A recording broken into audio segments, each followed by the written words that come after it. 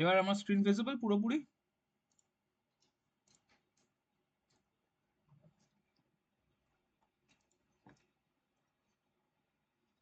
হ্যাঁ, screen visible তো? আচ্ছা, এবার আমরা ধরছি যে 2000 করে মান্থলি ডিপোজিট করছে, ঠিক আছে?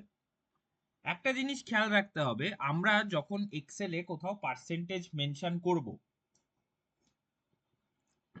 আমরা কিন্তু শুধু 5 বা 6 এরকম লিখে ছেড়ে দেবো না। আমরা লিখবো হচ্ছে 5 দেন পার্সেন্ট। এইটা দিলেই কি হবে, এই সাইনটা দিলেই এখনকার যে এক্সেল এর ভার্সন গুলো আমরা যেগুলো ইউজ করি, ও ওটাকে পার্সেন্টেজ হিসেবে ধরে নেয়, ঠিক আছে? তো আমাদেরকে ওটা সেপারেটলি ডিভাইড করার বা মানে 5% মানে কি 5/100, তাই তো? আমরা যে ম্যাথামেটিক্সে যেরকম করি 5% মানে হচ্ছে 5/100। তো আমাদেরকে সেগুলো সেপারেট করে কিছু করার দরকার পড়বে না, ঠিক আছে? আমরা যদি 5% লিখি, ও ডাইরেক্টলি ফিল্ডটাকে পার্সেন্টেজ হিসেবেই ডিটেক্ট করবে। এবার ধরো ইয়ার, ইয়ার আমি বলছি 5 ইয়ার্স। তাহলে আমার এখানে ফর্মুলা কি হবে? একটা ফাংশন আছে এক্সেলে যেটার নাম হচ্ছে ফিউচার ভ্যালু ফাংশন, ঠিক আছে? যেটার নাম হচ্ছে future value function. Future value short form হচ্ছে এফভি, ফিউচারের এফ, ভ্যালুর V. Future value function use হয় এই টাইপের ফিনান্সিয়াল ক্যালকুলেশনস গুলোতে, যেরকম ধরো ফিক্সড ডিপোজিট। আজকে কেউ 50,000 রুপিস ফিক্সড ডিপোজিট করলো, তাহলে রেট অফ ইন্টারেস্ট এরকম ধরো 6%, তাহলে আফটার 5 ইয়ার্স তার ম্যাচুরিটি অ্যামাউন্ট কত হবে? হ্যাঁ, এটা হচ্ছে fixed value, future value function. তো ফিউচার ভ্যালু ফাংশন লেখার সময় আমাকে কি করতে হয়? এফ ভি হচ্ছে ফাংশন, দেখো এফ ভি চলে এসছে। এবার এই ফাংশনের ভেতরে আমার কি কি প্যারামিটার আছে দেখো, কারসার নিয়ে গেলেই ও কি কি প্যারামিটার দেখাচ্ছে? রেট, এনপিইআর, পিএমটি, পিভি আর টাইপ। এখানে বেসিক্যালি ও দেখাচ্ছে 5টা প্যারামিটার, বাট আমাদেরকে প্র্যাকটিক্যালি লিখতে হয় 4টে প্যারামিটার, বা 3টে লিখলেও চলে। এবার প্যারামিটার গুলো কি কি? ফার্স্টে হচ্ছে রেট। রেট কিভাবে ক্যালকুলেট হয়? যা ইন্টারেস্ট দেখাচ্ছে এই ফিক্সড ডিপোজিট বা এগুলোতে কি হয়, মান্থলি বেসিসে ইন্টারেস্ট অ্যাড হয়, কারেক্ট?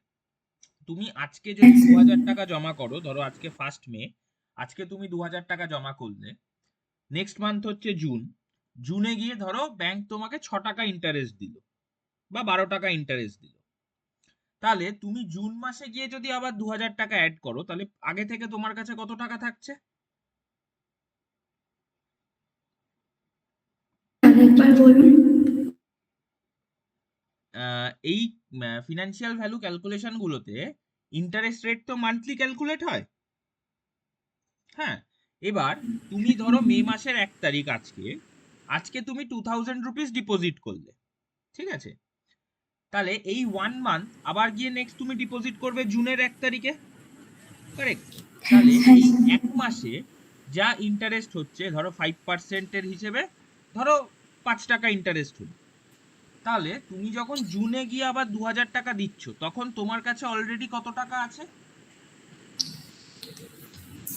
অর্থাৎ 2000 ইন্টু 5 বাই না না, 100 হবে। ইনটু কেন, 5 টাকা তো তোমায় অলরেডি ইন্টারেস্ট দিয়েছে ব্যাংক, তাহলে তোমার কাছে টোটাল কত টাকা আছে?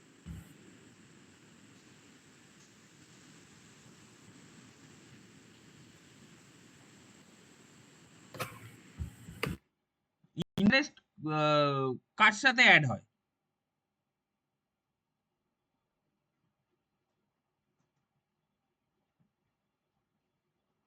ইন্টারেস্টের সাথে হবে। ইন্টারেস্টের সাথে ইন্টারেস্ট অ্যাড হয় না, যার ডিপোজিট অ্যামাউন্ট তার সাথে ইন্টারেস্ট অ্যাড হয়। তাহলে তুমি ডিপোজিট করেছিলে 2000, ব্যাংক ইন্টারেস্ট দিয়েছে 5 টাকা, তাহলে তোমার কাছে এখন টোটাল কত টাকা আছে?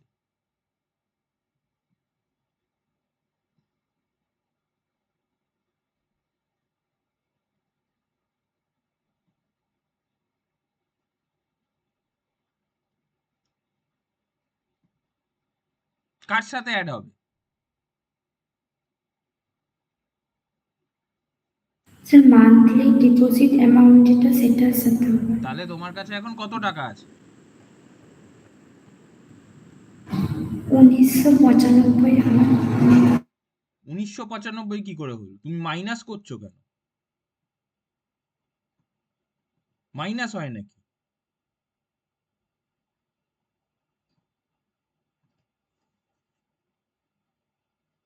প্লাস হয় তো। তোমার তো ইন্টারেস্ট তো অ্যাড হচ্ছে।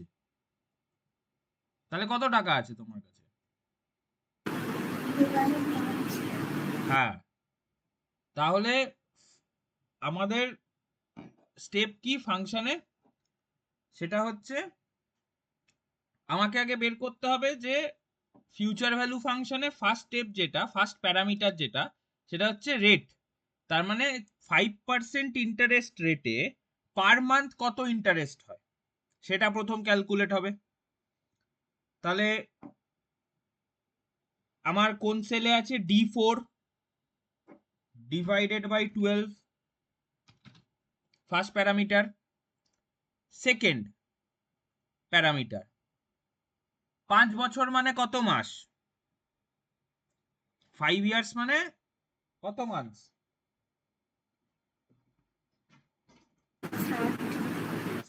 60। তাহলে সেটা কিভাবে বেরোবে?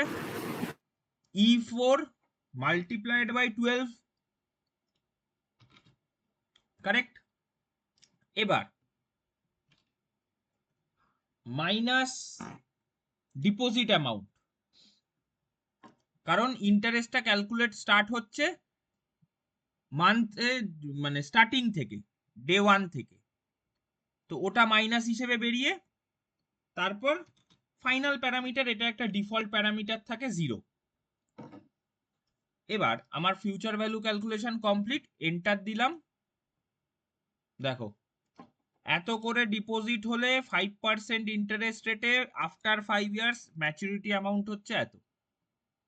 এটাকে যদি আমি চেঞ্জ করে দিই, ধরো 1000 করে দিই, কমে গেল।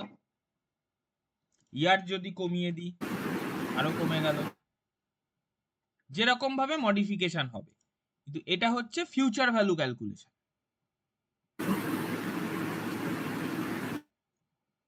বোঝা গেল? এবার এটাকে যদি আমি বাড়িয়ে দিই তাহলে বেড়ে যাবে।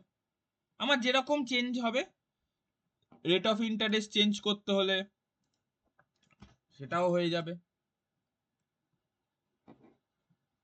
ফাংশনটা বোঝা গেছে? এই হচ্ছে ফাংশন। তো এইগুলো হচ্ছে আমাদের এক্সেলে বেসিক লেভেল ফর্মুলা, যেগুলো আমাদেরকে জানতে হবে। ঠিক আছে?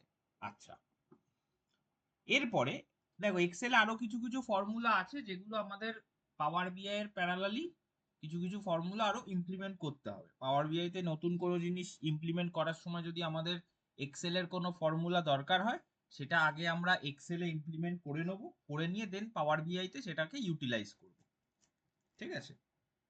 আচ্ছা, তো এবার যেটা নেক্সট কাজ সেটা হচ্ছে যে, যেটা আমি বললাম যে পিভট টেবিল আমাদেরকে ইউজ করতে হবে। ঠিক আছে? Pivot table. তো পিভট টেবিল কনসেপ্টটা কি?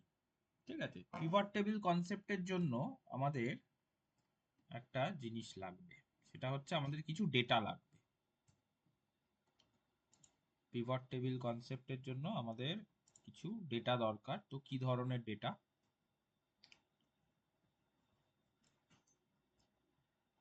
ডেটা অ্যানালিসিসে যে ডেটা ইউজ হয়, ঠিক আছে, আমাদেরও সেম ডেটা লাগবে।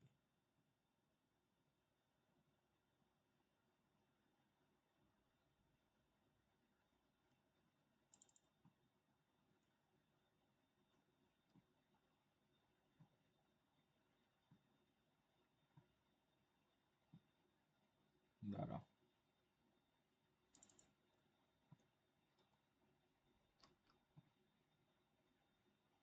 আচ্ছা ধরো এই যে আমার কাছে একটা ডায়াবেটিসের ডেটা সেট আছে। ঠিক আছে, তো এটাকে আমি ওপেন করছি।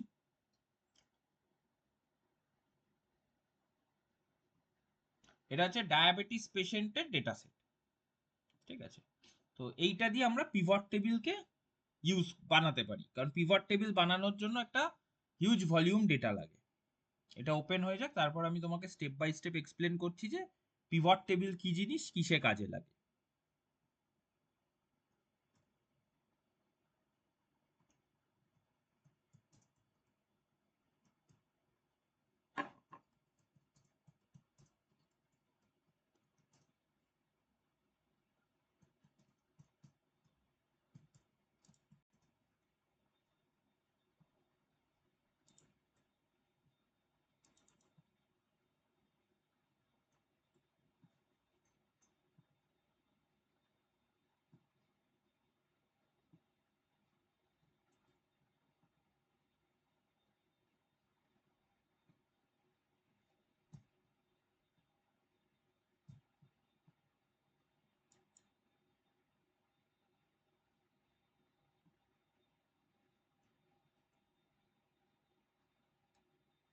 হুম, দেখো এই হচ্ছে আমাদের ডায়াবেটিসের data set.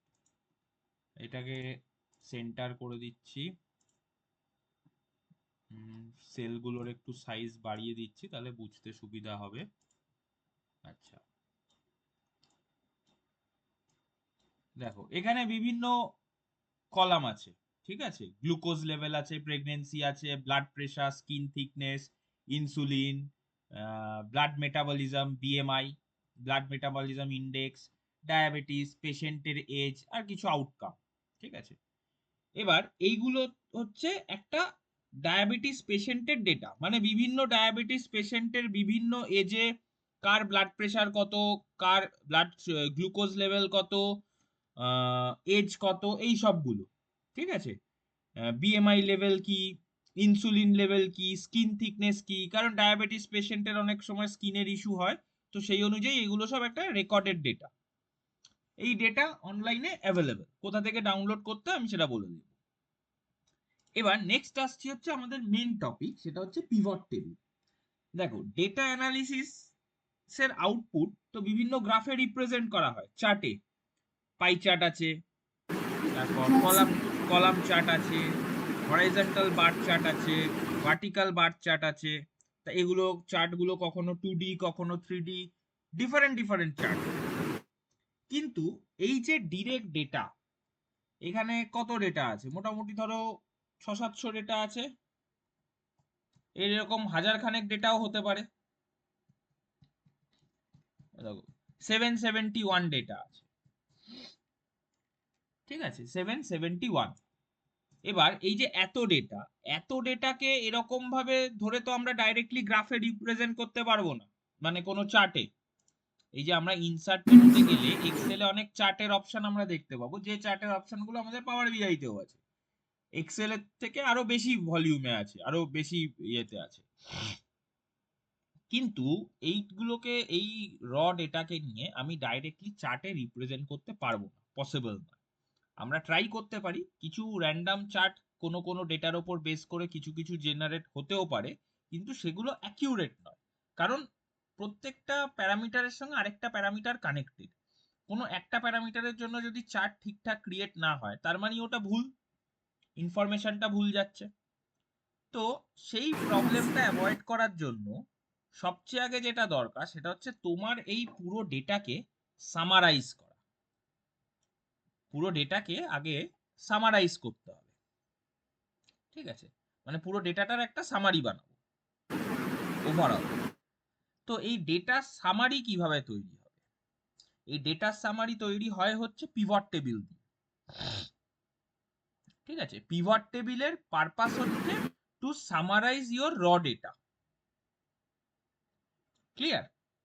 Two summarise your raw data. এবার পিভট টেবিল আমরা কিভাবে বানাবো? দেখো ইনসার্ট মেনুতে গেলে তুমি ফার্স্টেই অপশনটা দেখতে পাবে পিভট টেবিল, ঠিক আছে? পিভট টেবিলে যদি তুমি ক্লিক করো,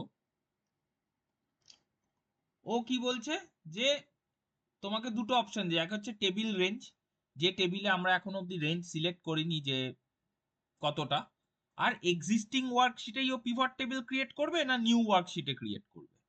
তো আমরা এটাকে অলওয়েজ নিউ ওয়ার্কশিট করব, কিন্তু এটাকে ওকে করার আগে আমাদেরকে পুরো সেলটাকে, মানে পুরো ওয়ার্কশিটটাকে সিলেক্ট করে নিতে হবে। এবার যে পোর্শনটা ব্ল্যাঙ্ক আছে সেটা নিয়ে কোনো চিন্তা নেই, কারণ ডেটা যেখানে নেই সেই পোর্শনটা এমনিও পিভট টেবিল কনসিডার করে না।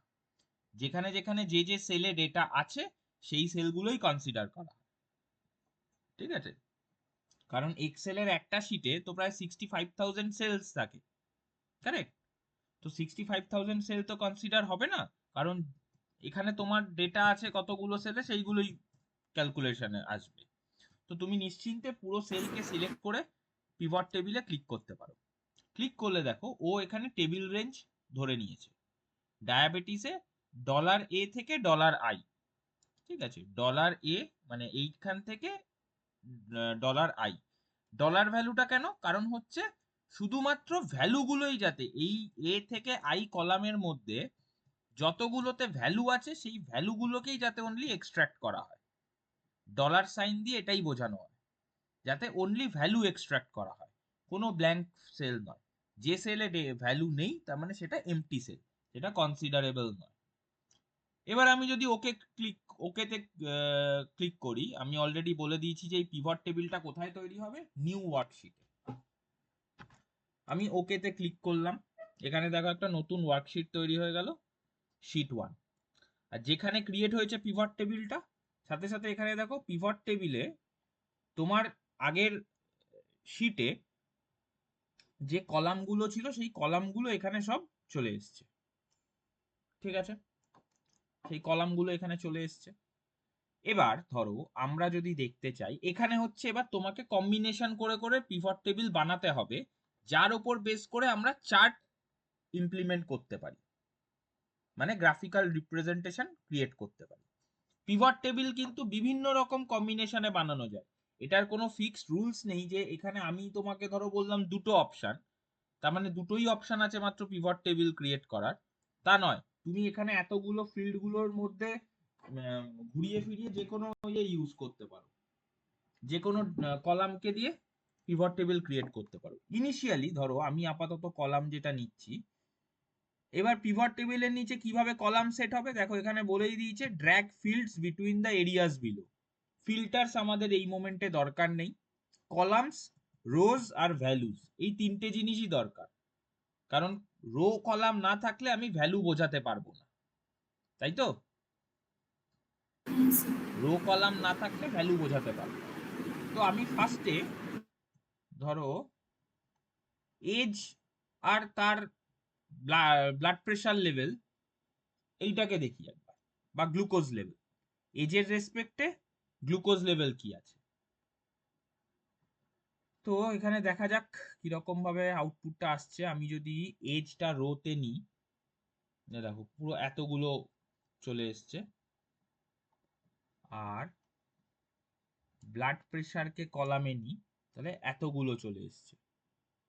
ঠিক আছে, এবার ব্লাড প্রেশারকেই যদি আমি ভ্যালুতে নিই তাহলে দেখো কোন এজে কি ব্লাড প্রেশার লেভেল রয়েছে সেটাও দেখাচ্ছে। যেমন 27 বছরের এজে ওর কাছে একটা একটা দুটো তিনটে 4 5 6 7 এরকম বেশ কিছু ডেটা রয়েছে, আরো রাইট সাইডে স্ক্রল করলে বেরোবে। তাহলে 27 বছরের বিভিন্ন পেশেন্টের বিভিন্ন রকমের ব্লাড প্রেশার লেভেল নোটিস করা গেছে। ঠিক আছে, 27 বছরের বিভিন্ন পেশেন্টের বিভিন্ন ব্লাড প্রেশার লেভেল নোটিস করা গেছে। কিন্তু এই ডেটাটাই যদি তোমাকে এখান থেকে খুঁজতে বলা হতো তাহলে কি সেটা অত ইজিলি তুমি খুঁজতে পারতে? কোথায় 27 আছে, কতগুলো 27 আছে, এটা খুঁজে বের করা ডিফিকাল্ট। এই জন্যই এখানে ইউজ করা হয় পিভট টেবিল। এবার দেখো রো লেভেল দেখা যাচ্ছে, তার পাশে একটা ডাউনওয়ার্ডস অ্যারো রয়েছে, কারেক্ট? রো লেভেল yes, রয়েছে, সেখানে একটা ডাউনওয়ার্ডস, এখানে ক্লিক করলে দেখো তুমি অলরেডি ফিল্টার পেয়ে গেছো। বাই ডিফল্ট সবকটা বয়স মানে ব্ল্যাঙ্ক বলে এটা একটা ডিফল্ট সিলেক্ট হয়ে থাকে, ওটাকে আনচেক করে দিলেও হবে। এখানে তোমাকে ততগুলোই এজের ভ্যালু দেখাচ্ছে যতগুলো এজ ও ডেটা সেটে পেয়েছে। এবার আমি প্রথমে যদি চাই যে সব আনসিলেক্ট করে দেবো, করে দিলাম। আমি এখান থেকে দেখতে চাইছি যে 25 বছর যাদের এজ তাদের নিয়ে কটা ব্লাড প্রেশারের ডেটা আছে। তাহলে আমি কি করব, ফিল্টারিং এ এখান থেকে 25 সিলেক্ট করে ওকেতে ক্লিক করব। সাথে সাথে দেখো পুরো জিনিসটা শর্ট হয়ে গেছে। গ্র্যান্ড টোটাল ভ্যালুটা আমাদের মাথা ব্যথা নয়, কারণ এক্সেল যেহেতু ম্যাথামেটিক্যাল ক্যালকুলেশন করে, ও যে কোনো নাম্বার পেলেই সেটাকে টোটাল করে দেয়। ঠিক আছে, তো এখানে টোটালটা নিয়ে আমাদের মাথা ব্যথা নয়, টোটাল আমাদের কোনো কাজে লাগবে না। কিন্তু আমরা এখান থেকে এইটুকু দেখতে পাবো ফিল্টারিং করে, যে 25 বছরের যারা পেশেন্ট রয়েছে তাদের কিছু লোকের দেখা গেছে লো প্রেশার, কিছু লোকের হাই, মানে এখানে 25 বছরের ডেটাতে সবারই দেখা যাচ্ছে লো প্রেশার। ঠিক আছে, এবার আমি যদি ধরো এজটাকে চেঞ্জ করি, 25-এর জায়গায় আমি বলছি যে 64 এর পেশেন্টদের কি, 64 এজের একটাই পেশেন্ট পাওয়া গেছে যার ব্লাড প্রেশার লেভেল পাওয়া যাচ্ছে 78, মানে লো। এবার এইটা লো আছে না হাই আছে সেটা আমাদের মাথা ব্যথা নয়, কারণ এটা, এই ডেটাটা তোমার কাছে আসবে। ঠিক আছে, ডেটাতে যদি ভুল থাকে সেটা কিন্তু তোমার প্রবলেম নয়। ঠিক আছে, তার মানে তোমাকে যে ডেটা দিচ্ছে তার প্রবলেম। তোমার কাজ হচ্ছে ডেটাটাকে এই পিভট টেবিলে কনভার্ট করে সেটাকে গ্রাফিক্যাল রিপ্রেজেন্টেশন করা, সেইগুলো। আমি আবার সিলেক্ট অল করে দিলাম, করে ওকে করলে এই পুরো জিনিসটা চলে আসছে। এবার ধরো আমি যদি এই পিভট টেবিলের একটা চার্ট রিপ্রেজেন্টেশন করি, ইনসার্টে ক্লিক করলাম, ক্লিক করে আমি ধরো একটা পাই চার্ট নিচ্ছি। ঠিক আছে, পাই চার্ট নিলে কি রকম আসবে ব্যাপারটা, দাঁড়া এটা এক মিনিট।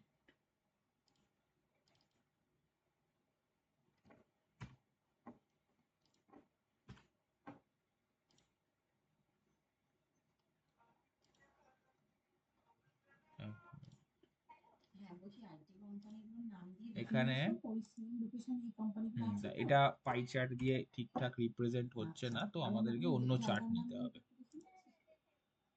এই দেখো, এখানে যেহেতু অনেকগুলো ডেটা রয়েছে, 700 ডেটা, তাই ও এরকম ভাবে এজে দেখাচ্ছে। আমি যদি এবার ধরো ওকে কম্পেয়ার করতে বলি, আমি এখানে যা চেঞ্জ করব এখানেও সেম চেঞ্জেসটা হতে থাকবে। আমি এখানে ওকে বলছি যে সব আনসিলেক্ট করে 23, 24 আর ওদিকে 70 আর 72, এই চারটে এজের ডেটা দেখাও। ও দেখো এই চারটে এজের ডেটাকে এখানে দেখিয়েছে, প্রত্যেকটা কালার রিপ্রেজেন্ট করছে, প্রত্যেকটা কালার রিপ্রেজেন্ট করছে এক একটা এজকে। ঠিক আছে, প্রত্যেকটা কালার রিপ্রেজেন্ট করছে এক একটা এজকে।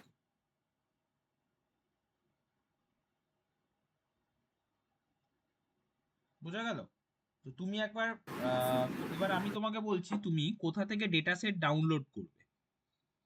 ঠিক আছে, কোথা থেকে ডেটা সেট ডাউনলোড করবে। এই পর্যন্ত মোটামুটি আইডিয়া হলো যে কি রকম জিনিসটা হয়।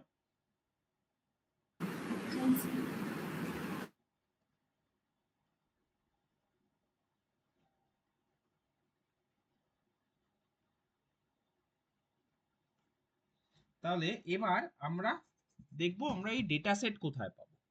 আমি তোমাকে আজকে ক্লাসের পরে কয়েকটা ডেটা সেট এমনি পাঠিয়ে রাখবো, আমার কাছে আছে, বাট স্টিল আগে দেখে নিই আমরা ডেটা সেট ডাউনলোড কিভাবে করব। গুগলে গিয়ে সার্চ করতে হবে তোমাকে ক্যাগেল। ঠিক আছে, গুগলে গিয়ে তোমাকে সার্চ করতে হবে ক্যাগেল। এবার এই ক্যাগেল হচ্ছে ডেটা সেটের মেন সোর্স।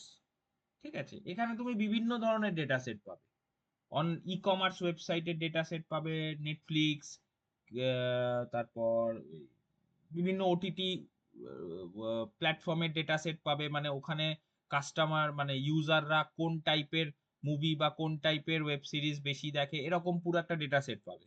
এবার অ্যানালিসিসটা তোমার কি হবে, তোমাকে ধরো আমি বললাম যে তুমি বের করো যে কোন এজের কাস্টমাররা কোন ল্যাঙ্গুয়েজের ওয়েব সিরিজ বেশি দেখছে, তাহলে তোমাকে তখন ওরকম পিভট টেবিল বানিয়ে সামারাইজ করে সেইটার একটা চার্ট রিপ্রেজেন্ট করতে হবে। কারেক্ট? কি মানে তোমার কাজটা কি সেটা তুমি বুঝতে পেরেছো? ওটাই হচ্ছে তোমার ডেটা অ্যানালিসিস। এবার এখানে তুমি গুগলে যাও, গুগলে গিয়ে সার্চ করো ক্যাগেল, KAGGLE। এবার ওখানে তুমি সাইন ইন করতে গেলে দেখাবে যে লগ ইন উইথ জিমেল বা গুগল। গুগলের সাথে সাইন ইন করেছি। ক্যাগেলে লগ ইনও করে নিয়েছো? শুনতে পেলাম না। ক্যাগেলে লগ ইনও করে নিয়েছো? হ্যাঁ স্যার, হয়ে গেছে। আচ্ছা, তো লগ ইন হয়ে গেলে ওখানে এবার ডেটা সেটের পোর্শনে যাও। তুমি ওখানে সার্চ করো কি ধরনের ডেটা সেট তুমি চাইছো বলো, আমি বলে দিচ্ছি কিভাবে সার্চ করবে। এখানে সব রকম ডেটা সেট পাওয়া যায়, তুমি কি ধরনের ডেটা সেট চাইছো?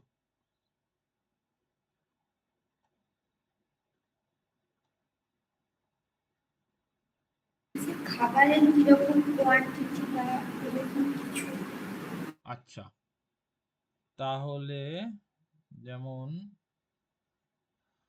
ফুডের ওপর চাইছো তো, তাহলে একবার সার্চ করো ডেটা সেটের এখানে ফুড রিলেটেড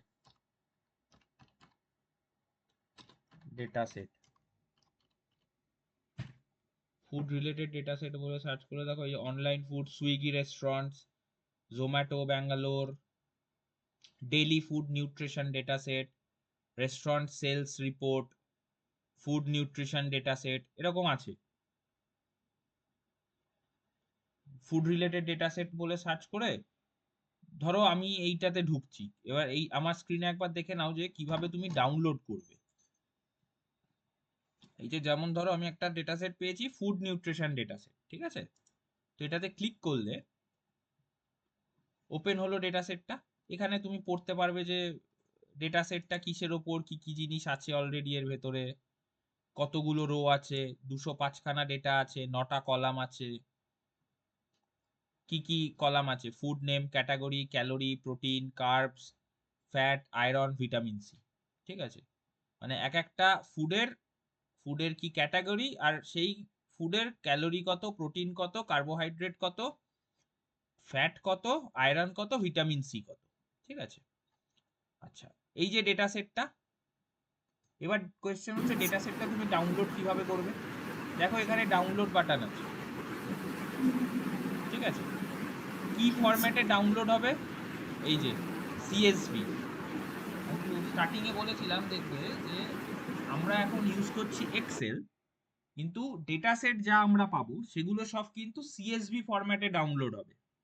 তুমি এখানে ডাউনলোড বাটনে ক্লিক করলেই এখনই জিনিসটা একটা জিপ ফাইলে নামবে। ঠিক আছে? এই যে download data set as zip, click করলাম, ও জিপ ফরম্যাটে নামবে। এক্সট্রাক্ট করলে তুমি এই নামের ডেটা সেটটা পাবে, food underscore nutrition underscore dataset dot CSV. তোমার কাজ কি? এই সিএসভি হিসেবে আমরা এটাকে ইউজ করব পাওয়ার বিআই তে। এখন যেহেতু এক্সেলে কাজ করছি, এক্সেলে আমরা হাত সেট করছি, পিভট টেবিল এগুলো সব আমাদের পাওয়ার বিআই তেও বানাতে হবে। কিন্তু এখন যেহেতু আমরা সেই কাজটাই এক্সেলে নিজেদের এফিসিয়েন্সি ডেভেলপ করছি, তো সেই ক্ষেত্রে আমাকে সিএসভি ফাইলটাকে ওপেন করে সেটাকে সেভ অ্যাজ করে এক্সেল ওয়ার্কবুকে কনভার্ট করতে হবে। বোঝা গেল? ডাউনলোড হয়েছে জিপ ফাইল, হ্যাঁ স্যার, হচ্ছে। এক্সট্রাক্ট করে সিএসভি ফাইলকে ওপেন করো।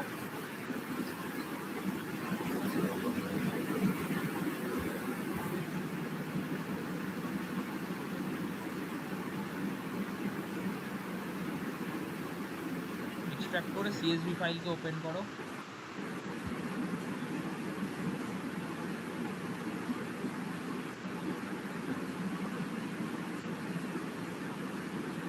ওপেন হয়ে গেলে ফাইলটাকে সেভ অ্যাজ করো, কারণ সিএসভি ফাইলটাও আমাদের লাগবে, এক্সেল ফরম্যাটটাও আমাদের লাগবে, দুটোই লাগবে।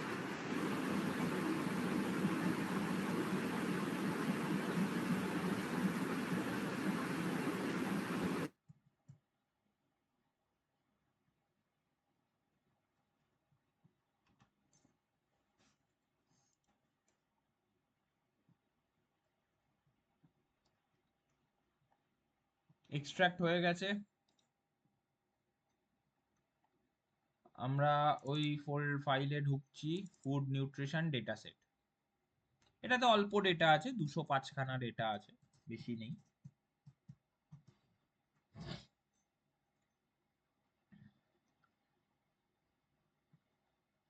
ফাইলটা ওপেন হবে, এই যে ওপেন হয়েছে। আচ্ছা, এটাকে আমরা সেট করে নিচ্ছি, সেন্টার অ্যালাইনমেন্ট করে নিলাম। এবার ফাইলটাকে আমরা সেভ অ্যাজ করছি, সেভ অ্যাজ।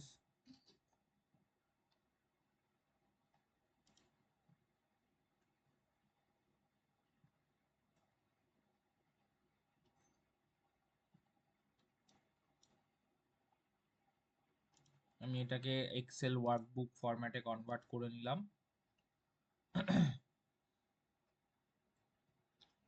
তো এক্সেল ওয়ার্কবুক ফরম্যাটে কনভার্ট করার পরে আমার ফার্স্ট স্টেজ কি, ফার্স্ট স্টেপ কি হবে?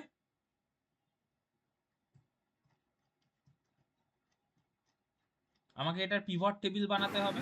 স্যার স্যার বলছি ডাউনলোডটা হচ্ছে জিপ ফাইলে হবে তো? হ্যাঁ, জিপ ফাইলে হবে। হয়েছে জিপ ফাইলে? স্যার হচ্ছে ডাউনলোড, হচ্ছে না? হচ্ছে। আচ্ছা, ডাউনলোড হচ্ছে। হ্যাঁ স্যার। ওকে, হয়ে গেলে আনজিপ করো।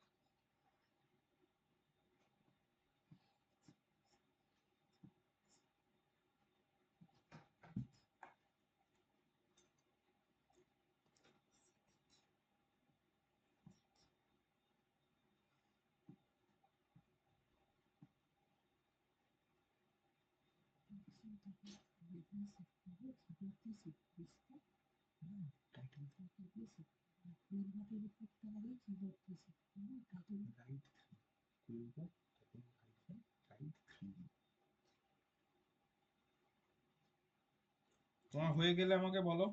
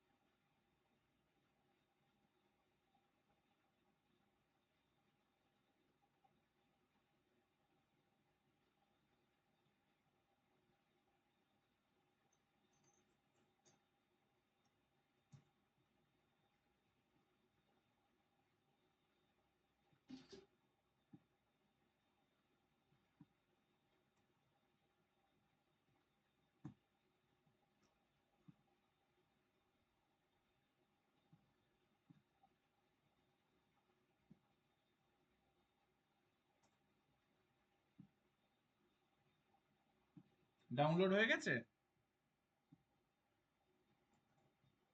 ডাউনলোড হয়েছে কিন্তু ওটা খুলছে না, ওই হচ্ছে এক্সেল ফাইলটা খুলছে না। তাহলে একবার স্ক্রিন শেয়ার করো।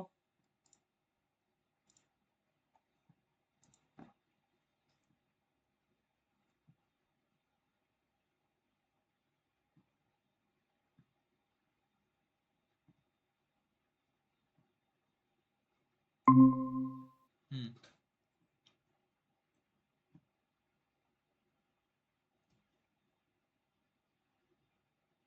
হ্যাঁ, যেখানে ডাউনলোড হয়েছে সেখানে যাও। ও বাবা, তুমি বিশাল বড় ডেটা সেট নিয়েছো, 574 MB। আচ্ছা, যেখানে ডাউনলোড হয়েছে সেখানে যাও।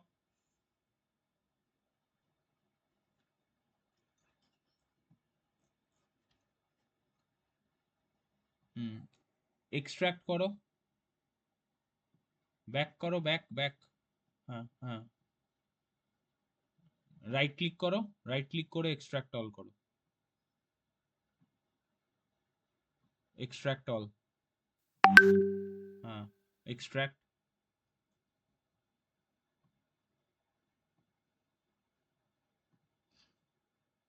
এই তো হলো। এবার এটাকে ডবল ক্লিক করে ওপেন করো। কি বলছে, 1 মিনিট, ডান দিকের এই এই উইন্ডোটাকে সরাও, এটাকে ক্লোজ করে দাও, ওই উইন্ডোটাকে, গুগল মিটের উইন্ডোটাকে ক্লোজ করো।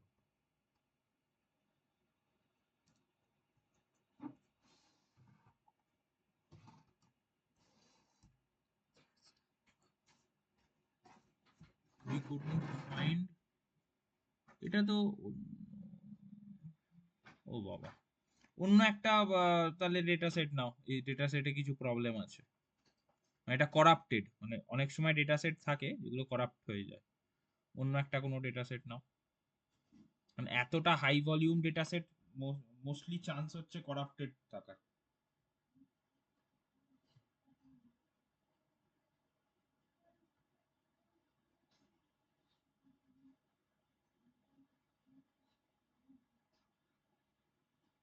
অন্য একটা কোনো ডেটা সেট নাও।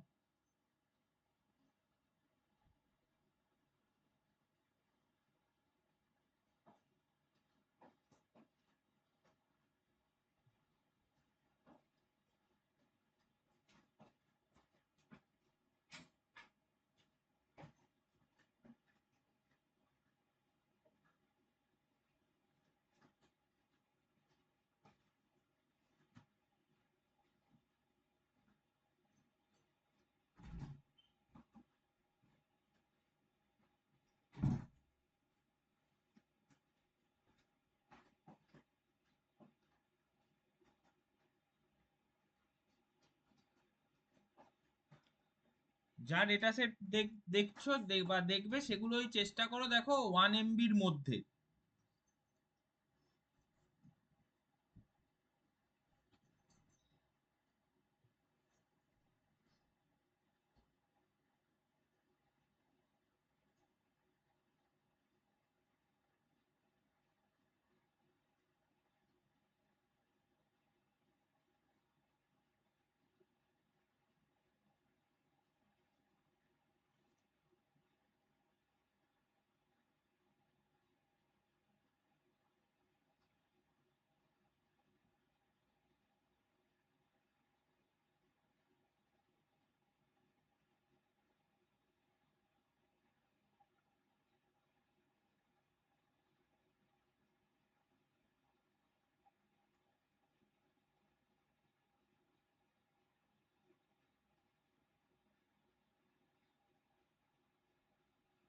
পেয়েছো অন্য ডেটা সেট?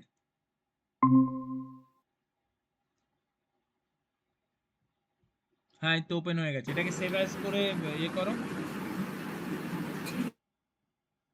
সেভ অ্যাজ করে এক্সেল ওয়ার্কবুক করো।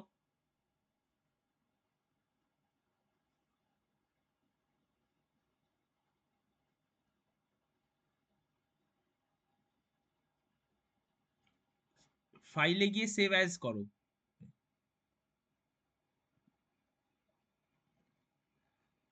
ও, তোমার আবার সেভ কপি, ফুল স্ক্রিন করো তো দেখি এটাকে, এক্সেলটাকে। আচ্ছা, এটা তোমার ওয়ার্ডের মানে এই অফিসের অন্য ভার্সন। আচ্ছা, সেভ আ কপি করো দেখি। ব্রাউজ। তো এই সেম, এই যে এক্সেল ওয়ার্কবুক, হ্যাঁ, এক্সেল ওয়ার্কবুক ফরম্যাট সেভ। হ্যাঁ, এবার তুমি এটার পিভট টেবিল বানাও। কিভাবে পিভট টেবিল বানাবে? পুরো শিটকে সিলেক্ট করবে, আগে পুরো শিটকে সিলেক্ট করবে, হ্যাঁ, এবার ইনসার্টে যাবে, ইনসার্টে গিয়ে পিভট টেবিল, ফার্স্টে ওই অ্যারোতে ক্লিক করতে হবে না, এমনি ডাইরেক্ট পিভট টেবিলের ওপর ক্লিক করো। এটা ক্লোজ করো, রেকমেন্ডেশনে চলে গেছো। হ্যাঁ, ক্লিক করো। হ্যাঁ, নিউ ওয়ার্কশিট, ঠিক আছে, এবার ওকে করো। এই হলো এবার তোমার পিভট টেবিল।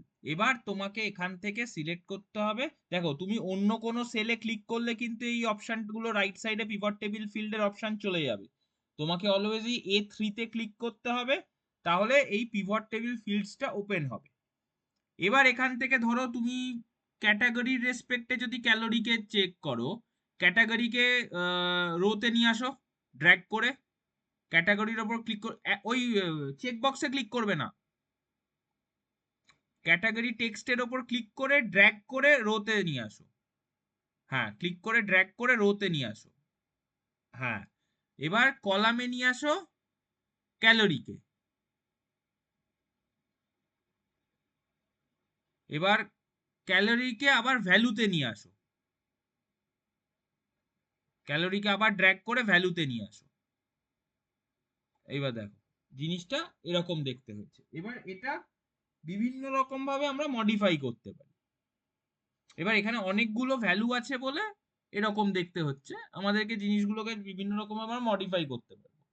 তুমি এখানে আবার এগুলোকে দেখো প্রত্যেকটা ক্রস সাইন আছে, তুমি চাইলে ক্রস করে ক্লোজ করে দিয়ে আবার অন্য ভ্যালুকে ড্র্যাগ করে রো কলাম ভ্যালুতে সেট করতে পারো। যেটারই ভ্যালু দেখার হবে সেটার কিন্তু ভ্যালুতে সেই ফিল্ডটাকে ড্র্যাগ করে আনতে হবে, বোঝা গেল? যেটারই ভ্যালু দেখার হবে সেটাকে কিন্তু ড্র্যাগ করে ভ্যালুতে আনতে হবে।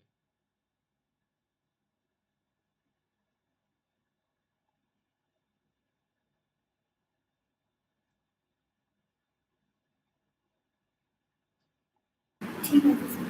আচ্ছা, এবার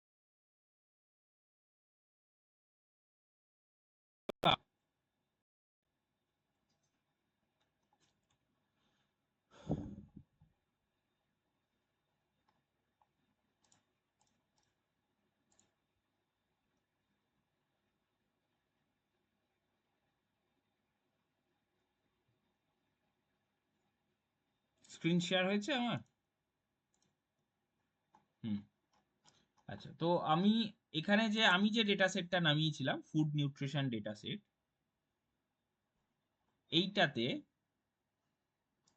আমরা এটার পিভট টেবিল বানাচ্ছি।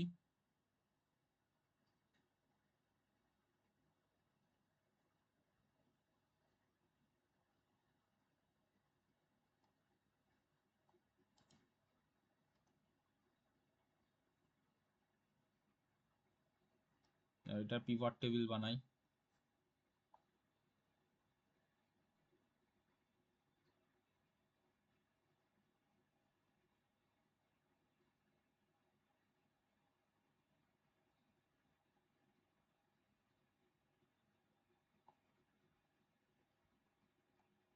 ওকে, আচ্ছা, এখানে আমরা একটু অন্যরকম ফিল্ড নিয়ে দেখি কিরকম আসছে।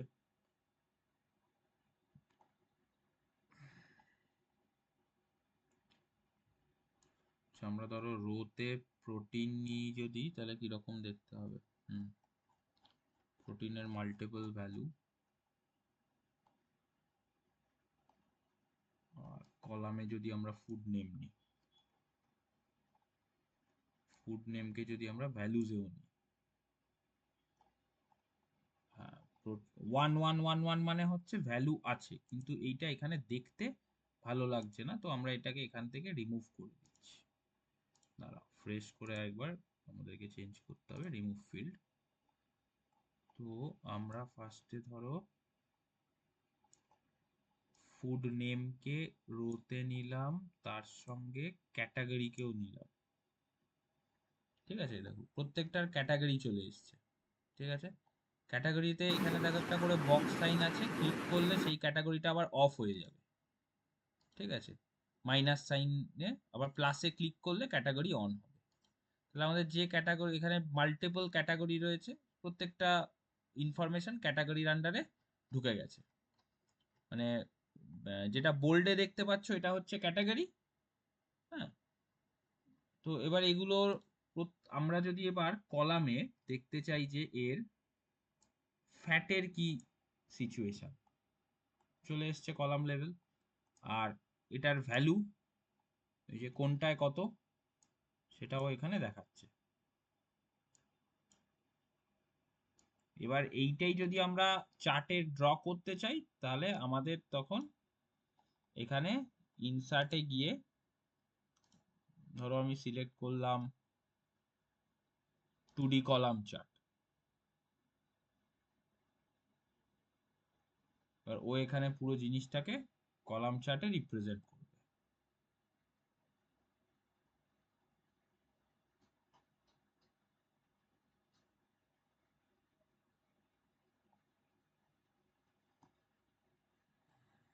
এই যে এবার এটা এখানে কেন জিনিসটা দেখতে এরকম বাজে লাগছে, বিকজ আমি রো মানে অ্যাক্সিসে ফুড আর ক্যাটাগরি দুটোই নিয়ে নিয়েছি, তাই জন্য চার্ট ডেভেলপমেন্টে প্রবলেম হচ্ছে। আমি এবার যদি এখান থেকে ধরো ফুড নেমকে রিমুভ করে দিই তাহলে দেখো কলামটা তৈরি, চার্টটা তৈরি হয়ে গেছে। প্রত্যেকটাতে আমার ক্যাটাগরি রয়েছে, কোন ক্যাটাগরিতে কি লেভেলের ফ্যাট রয়েছে, টোটাল ফ্যাট। এবার আমি যদি চার্টকে মডিফাই করতে চাই তাহলে আমাকে চার্টটাকে চেঞ্জ করতে হবে। এখানে চার্টের কিছু কিছু এলিমেন্টের অপশন আছে, সেটা বলে দেবো। তার আগে এটাকে আমার 2D কলাম চার্টের এই ফরম্যাটটা যদি নিই তাহলে এটা চেঞ্জ হয়ে যাবে। ভ্যালুগুলো যেহেতু 0 লেভেলে তাই লাইনগুলো খুব সরু। এটা যদি ভ্যালু যদি মানে 1 পয়েন্ট বা 3 পয়েন্ট 4 পয়েন্ট 5 পয়েন্ট থাকতো তাহলে এখানে থিকনেস, লাইনের থিকনেস গুলো বেশি হতো। বোঝা গেল? এই লেফট সাইডে যেটা দেখা যাচ্ছে এটা হচ্ছে টোটাল সাম, মানে টোটাল সাম হচ্ছে মানে টোটাল কতগুলো এলিমেন্ট রয়েছে, আর এইটা হচ্ছে এই হরাইজন্টালটা হচ্ছে তোমার ক্যাটাগরি। আমরা এর অ্যাক্সিসে ক্যাটাগরি দিয়েছি, লেজেন্ড মানে এই জিনিসটা, এটা ফ্যাট, আর এটা এই ভ্যালুগুলো হচ্ছে সাম অফ ফ্যাট। এবার আমরা যদি ধরো এটাকে বলি সাম অফ ফ্যাটের জায়গায় চেঞ্জ করে